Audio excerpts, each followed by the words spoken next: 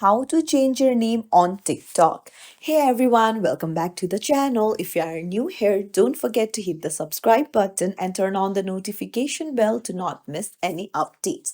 So, do you want to change your name in TikTok? Then you're in the right place. Let's get started. Open up your TikTok app first.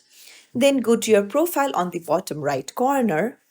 Then you will see edit option right beside your username.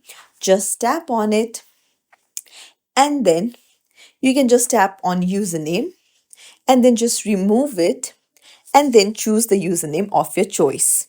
So make sure that it is available and make sure this is the one that you want because you can only change your username once every 30 days. So after you're done, just hit save on the top right. If you found this tutorial helpful, don't forget to like and subscribe to our channel for more tips and tricks. Thank you for watching.